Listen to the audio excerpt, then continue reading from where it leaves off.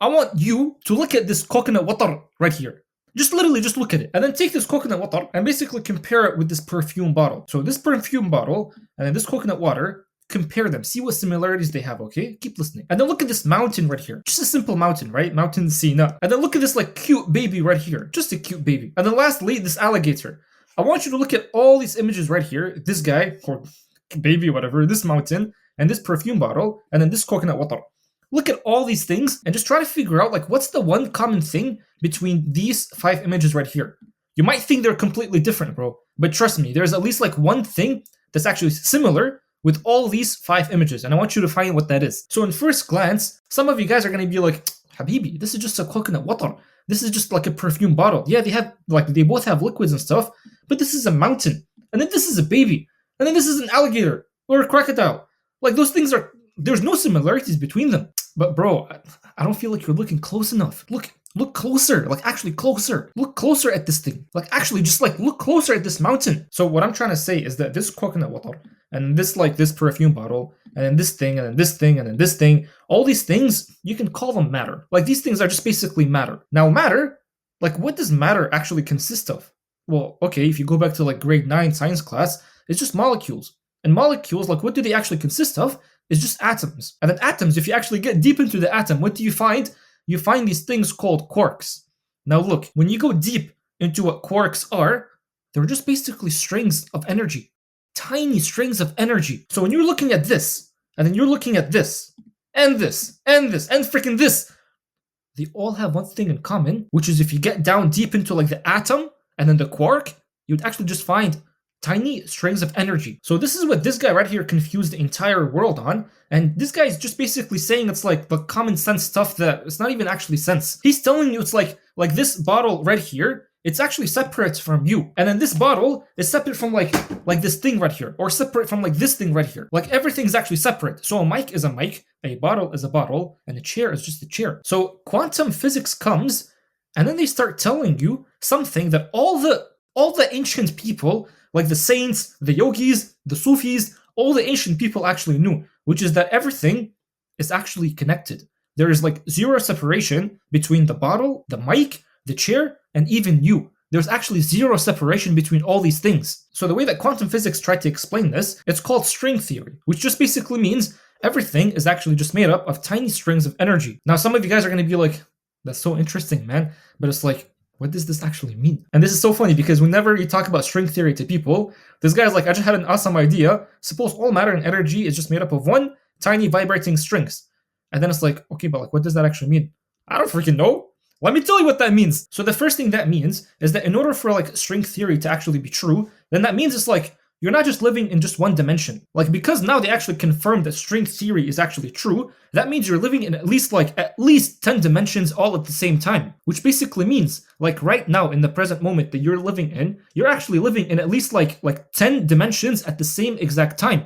Which means that you have access to all these dimensions at the same time. And so once you actually learn how to use like the tools that you have on your hands to actually switch between these dimensions, then the world has no choice but to actually confirm to the dimension that you're actually in. I know this sounds all confusing and stuff, but just bear with me. So this also means that there's basically nothing that's separating you from everything else around you. So like you and the universe are actually one, because the entire universe is made up of this thing that we call tiny strings of energy. And your body is actually made up of this thing. So basically you're just like a waveform that's actually experiencing consciousness. And you could actually say, you're just basically like a fragment or like a figment of the universe experiencing itself. And what's crazy is that, like, Habibi, you were so much more powerful than you actually think you are, because there's literally nothing that's outside of yourself.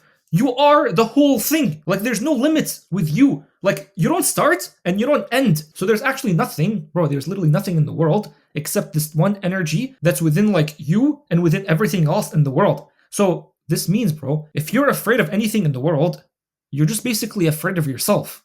Like, how silly is that? Isn't that crazy? Because you're just made up of the same exact thing that everything else in the world is made of. So one way to actually think about this is if you just think of like the entire ocean.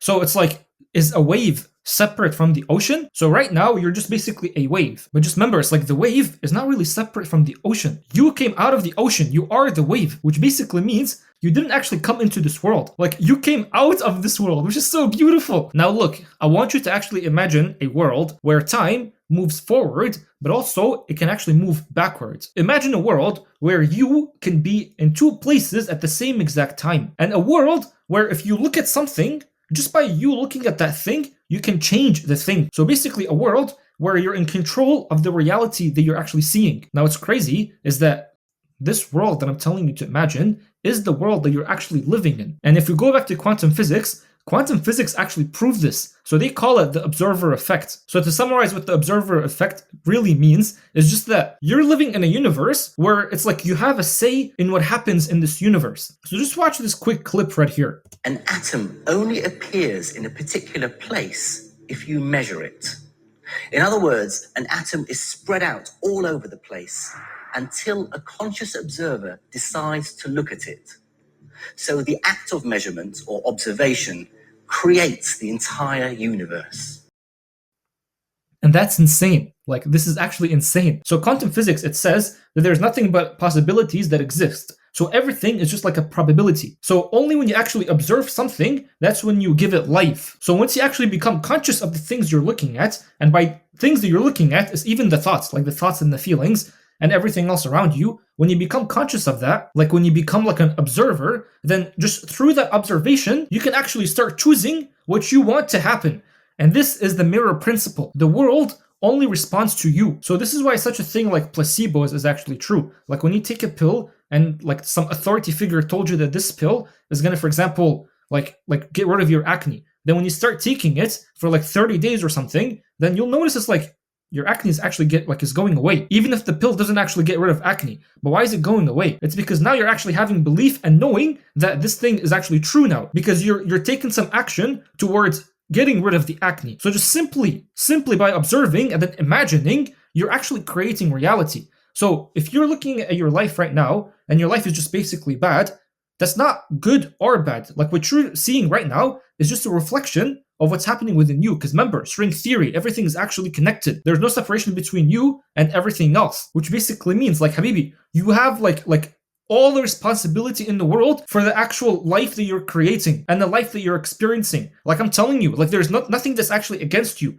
If there's anything that's against you, it's yourself. You're the one that's against yourself. You're doing all of it. And what did we just prove? We just proved that you are actually the entire universe. So there's nothing that's actually outside of you. Everything that you want, like if you want money, if you want like fame and all that stuff, if you want like proper health, all those things that you want are just the things that are already within you. So there's nothing that's actually outside of you. So you're just wanting yourself. You want to go back to yourself, your real self. And what's amazing is that you can actually tap into this like self immediately, like right now in the present moment. So look, I just literally explained to you the string theory, which basically says that everything in the universe is actually connected and there's no separation between you and everything else, and also the observer effect. And you combine both of these, and that's what the mirror principle is. So like, how do you actually apply this whole thing to yourself? Well, look, Habibi, the thoughts and the feelings that you're experiencing day to day, those are the things that are creating your life. So if you start being aware of the thoughts and the feelings that you're always experiencing every single day, and you try to actually change them, then what you'll notice is that whatever change that you will do within yourself, everything else on the outside is going to start changing as well, because remember, it's all connected. And then through the observer effect, you'll be able to actually change it. So how do you actually do that? Like, what's the fastest way to actually do that? Well, the easiest way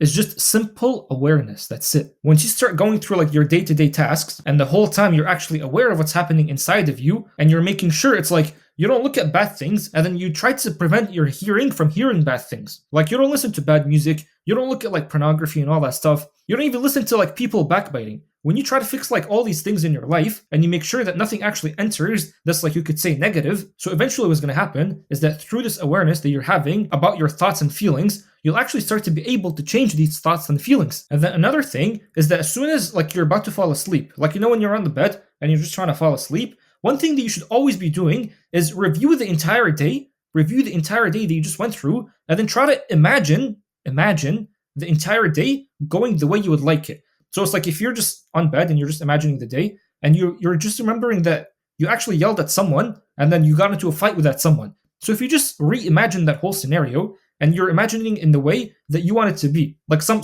positive thing that happened, for example. So you're basically changing the scenario just in your head. Like, you keep doing that over and over again, and your imagination starts to become stronger.